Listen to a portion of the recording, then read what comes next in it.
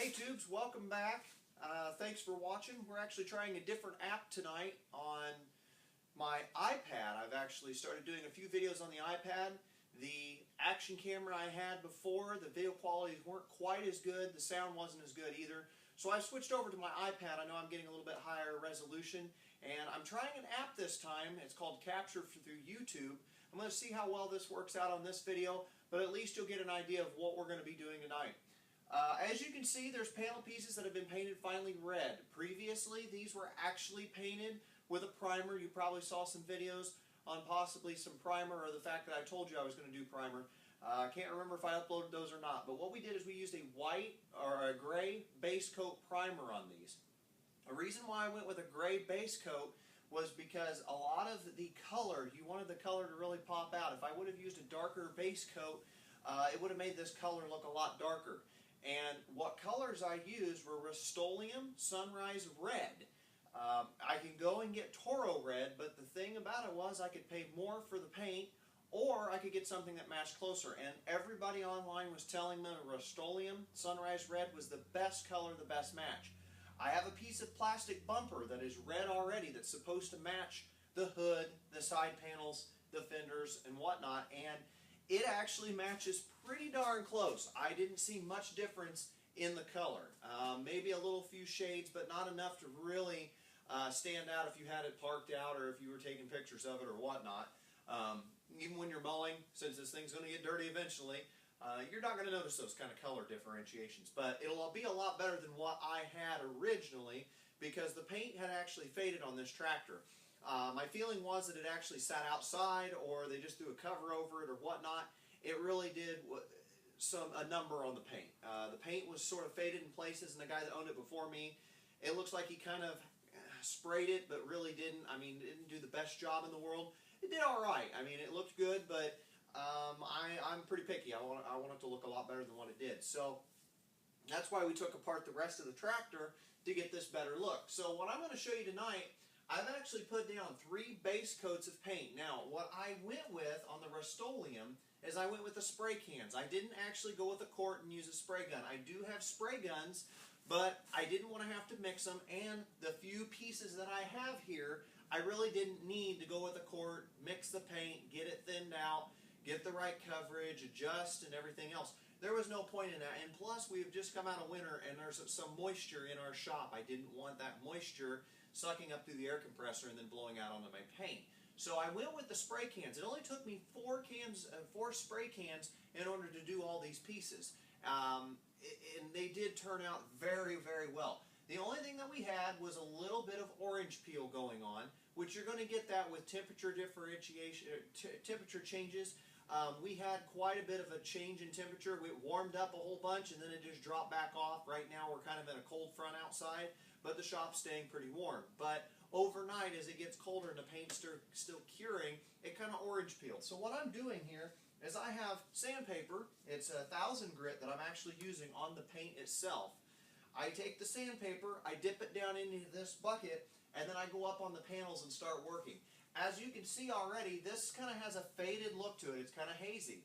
But if you wipe your fingers across it, you're starting to feel the differences. Up here, I actually sanded quite a bit more. Down here, I haven't sanded as much, and you can still feel the little bit of an orange peel in the paint. But it's not that bad. Not enough to where it's really you're going to notice it when it's all done. Because once we put clear coat on this, and I wet sand the clear coat as well, we're going to put a rubbing compound in, and that's really going to pull that color out and make it look almost mirror-like. I've done a few pieces of metal, nothing quite this big or this big of a project, and the fact that it's a mower, I'm not too picky. I did want the color to all match on my tractor, as previously it was faded pieces here and there. The hood had some pretty nice dings in it, so we took those dings out, we got those fixed. And then, of course, we had rust on the foot panel. So I really wanted to get a matching color across the tractor. Whether or not the paint job is the best in the world, I'm not looking for an automotive finish. I'm looking for something that's got good coverage, something that's going to last, because you know you're going to be using it. It's a wheel horse. I'm not the kind of person that wants to buy something and set it on a shelf for years and never use it. This is something I'm going to use every time I mow. This is something I'm going to use out in my yard. If I get a rototiller for it, I'll get that. I have the Brinkley or brickley box blade for it. I've got some other attachment ideas that I'm going to use for the back of it. So this tractor is really going to be used. So I don't care that it doesn't have a perfect finish, but I want a uniform finish. And that's what I'm looking for. The tractor did not have a uniform finish previous. And we needed to clean up some oversprays and things like that the guy before me had done. But as you can see right here, we're going to go ahead and wet sand. So what I do is I take the sanding paper and I take it down in here, grab some water on it, and I slowly start working it. Now, I work in a circular motion. Some people like to go straight up and down with the paint. I like to go in a circular motion because when you go to buff, you're going to be buffing in a circular motion, buffing this paint back in. And I don't want to not do the circular motion because the circular motion, I feel like I'm getting a little bit smoother finish. If you just go straight with it, you're never going to get side-to-side smoothness. You'll get up and down, but you won't get side-to-side. The other thing is I'm putting very little pressure on the paint because you don't want to ruin the paint job. If you put too much pressure, this will still eat through the paint. Even though it's 1000 grit, it'll still eat through this paint. So what I'm doing, circular motions going over the little fine details. Now, another thing I want to warn you is, do not go right on the edge and try to sand the edge, because if you sand the edge, that's one of the weakest places in the paint. It's going to chip it out, or you're going to lose paint very quickly. I had only 2 coats of paint on this piece right here, and you can tell right along the edge where I had wet sanded and it took some of the paint off. So that piece is actually going to get sanded a little bit more. I'm going to repaint. It did not go through the primer, so we're good there. The primer went on very thick. I was very happy with the coverage on the primer that we used, which again was Rustoleum primer. It was gray. You can get it in a local Menards, probably any Home Depot or a home improvement store. I do know you can also probably pick it up at Tractor Supply, but it's Rustoleum primer. It's gray. It makes a nice base coat underneath. I didn't want to go with white. I didn't want to go with a dark brown primer. Again, we wanted this color to be as natural to what the can was. If you go with a darker primer, I've learned that with the darker primers, it really makes the color look dark. If you go with a really light primer, it seems to lighten up the paint. So I went with sort of a neutral gray, and so far, after I pulled that plastic piece out, set it up next to this, it turned out really nice. So now on the sides here, it makes it hard to actually go in circular motion because you do have a bump out here. So on this side, yes, I will, and I'll do it very light right on the edge. I don't put much pressure at all. But down through here where the little ridge is, yes, I go with the paint, I go with the body.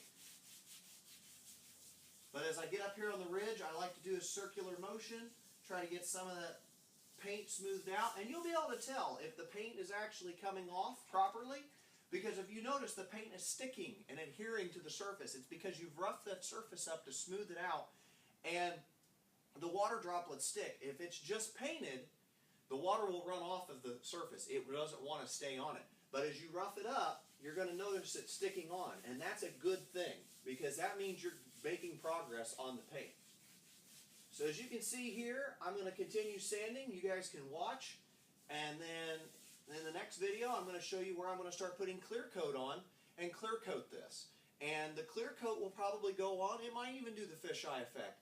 And you know, you cannot get a perfect coat out of spray cans. Unless it's a really, really hot day and you set it in the sun and, you know, the ideal conditions for spray paint. And not all the time do you have that, or can you work with that. So wet sanding, it's going to solve a lot of my problems that I've seen in the paint, but it doesn't stress me out. It's one of those things where we have fun with it, and it allows me to put another video out. So keep watching. I'll show the next step here very shortly.